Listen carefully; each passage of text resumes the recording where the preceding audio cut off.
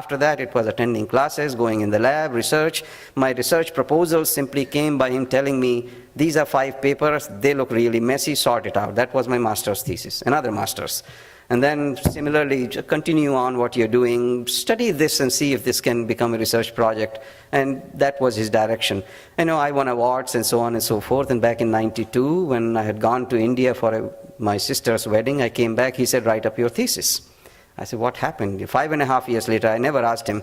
He said, well, when you were gone, I was getting calls from all these companies in the US offering you jobs. So you should write up your thesis and go. You have made a name for yourself. I said, all right, that's good. Then I said, look, I really want to be a professor. I come from a family of professors. My brother is a professor, sister is a professor, father is a professor. He said, no, you don't want to be a professor. These companies are offering you a job at a salary at which I'm about to retire. You'd be a fool not to take it. You can do just as good a work in the industry as you would do in academia. So I strongly encourage you to go to industry. And blindly, as a student, I showed up in industry. So that was in 1992. And then my real learning started in life. So I had built scientific foundations. I had learned enough. But the work I had done at UBC, University of British Columbia in Canada, was such that there was a third level of learning that came from Dr. Mitchell, which was, don't ever fight nature. Figure out a way of using it. Because what we deal in the pharmaceutical world is biology, which has been around way longer than we have been and will be around way longer than we'll be gone.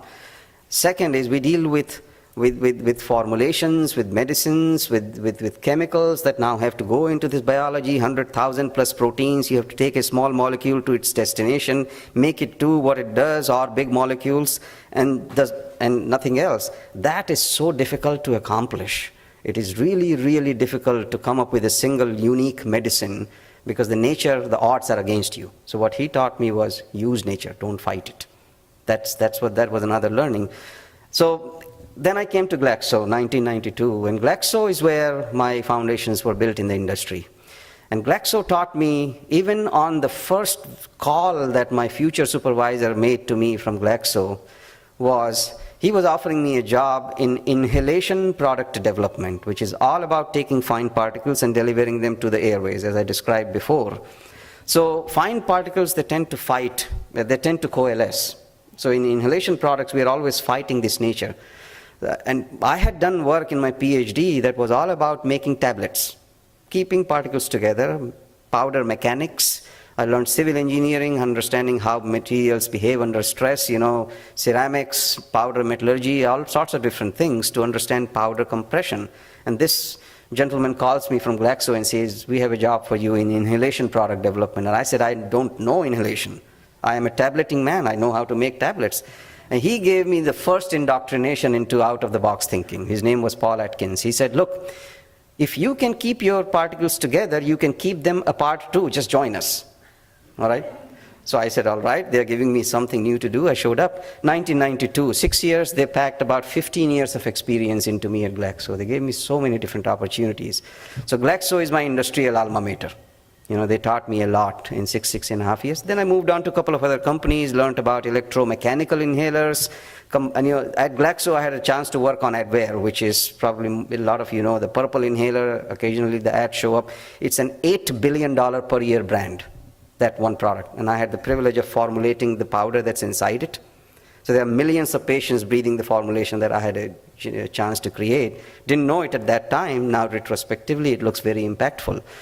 So, that was big brand creation experience. Then moved on to other companies, learned about electromechanical inhaler, how to combine software algorithms with motors that will be triggered when a patient breathes just enough. That will now propel the powder that will go into the airways. All sorts of different things, different business models, small companies, management, how teams are put together, et cetera, and roughly 12 years of that experience, I showed up in Silicon Valley. So this is how I went from Varanasi to Silicon Valley. And in Silicon Valley, my third teacher showed up, who is right here, Mr. Mir Imran. So some of you might know his name. Imran Bhai, I call him. He's like my older brother. He's from Hyderabad. He's one of the most prolific inventors in medical devices arena. When John Glenn went back to space at age 70, he wore Imran Bhai's pacemaker, or cardiac monitor.